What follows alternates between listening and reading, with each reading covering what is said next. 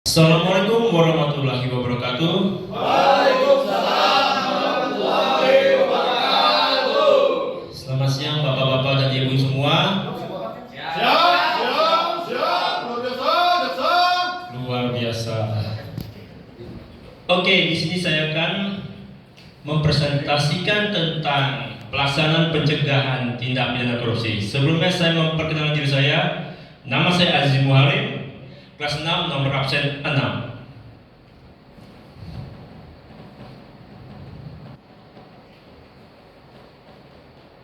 Sebelum saya masuk ke materi, intinya saya ingin tahu apakah bapak-bapak atau ibu-ibu semua mengetahui apa itu pencegahan tindak pidana korupsi?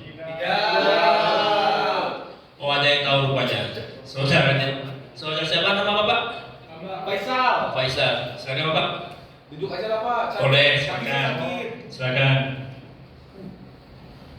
Jadi untuk mencegah adanya perbuatan curang dari merugikan keuangan negara Pak. Oke, luar biasa. Beri aplaus dong sama Pak Faisal.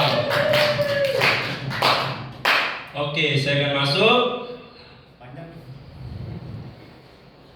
Tindak pidana korupsi diatur dalam Undang-Undang Republik Indonesia Nomor 20 Tahun 2001 tentang perubahan atas Undang-Undang Nomor 31 Tahun 99 tentang pemberantasan tindak pidana korupsi. Setelah itu, adapun pengertian tindak pidana korupsi adalah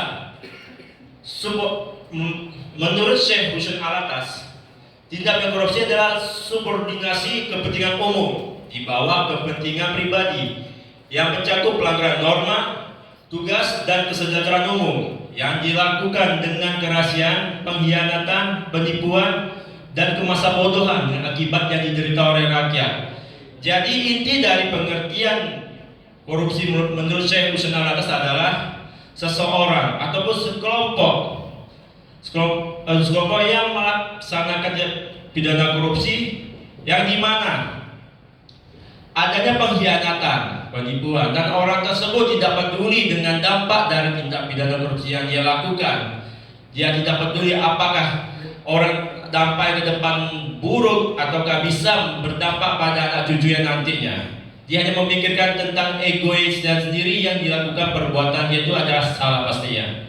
Lanjut. Perilaku korupsi. Perilaku korupsi merupakan salah satu perilaku yang bertentangan dengan norma-norma yang berlaku di masyarakat. Perilaku korupsi memberikan banyak dampak negatif bagi semua pihak, khususnya bagi suatu negara. Jadi perilaku korupsi tersebut arti dari dampak negatif bagi semua pihak, khususnya bagi suatu negara adalah kerugian negara.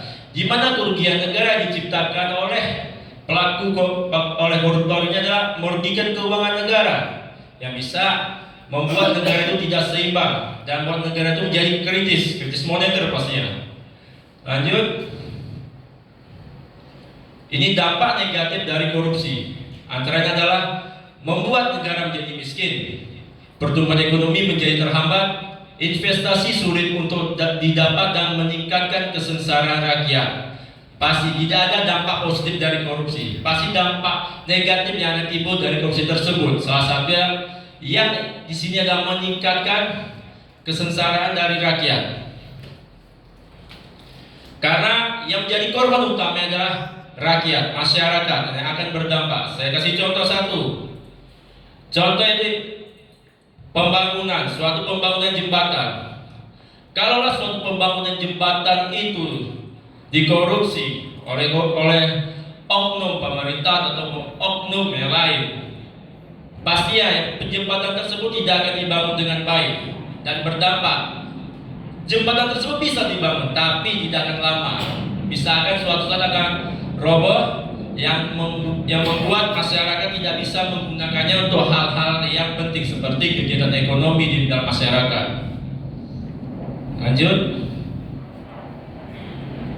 Adapun cara yang dapat dilakukan untuk mencegah terjadinya tindak pidana korupsi antara lain adalah: pertama, membangun generasi muda yang paham tentang pentingnya mencegah tindak pidana korupsi. Itu berasal dari kita, berasal dari anak-anak kita yang kita tanam dari dasar yang bahwasanya perbuatan curang, perbuatan jahat itu adalah awal benih dari membimbing generasi muda atau anak kita menjadi koruptor pastinya.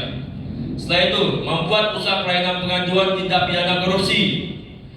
Setelah itu, dan yang ketiga, memberikan hukuman yang dapat menimbulkan efek jera agar korupsi tidak terulang kembali pada masa yang akan datang. Jadi, kita sebagai orang-orang dewasa di sini harus bisa mengetahui bahwasanya kalau kita melakukan tindak pidana korupsi, efek jera yang akan kita dapatkan. Kenapa saya bilang efek jera? Karena penegakan hukum, baik itu dari kepolisian, kejaksaan, tidak akan memberikan ruang bagi para koruptor untuk mudah melakukan tindak pidana korupsi untuk merasakan bahagia. Karena efek jerahnya adalah kami para penegak hukum akan membuat para koruptor tersebut merasa bersalah dan para penuntut merasa apa yang dia lakukan itu adalah salah. Yaitu membuat pengendalian transaksi keuangan yang sehat dan transparan sehingga tidak mudah adanya tindak pidana korupsi.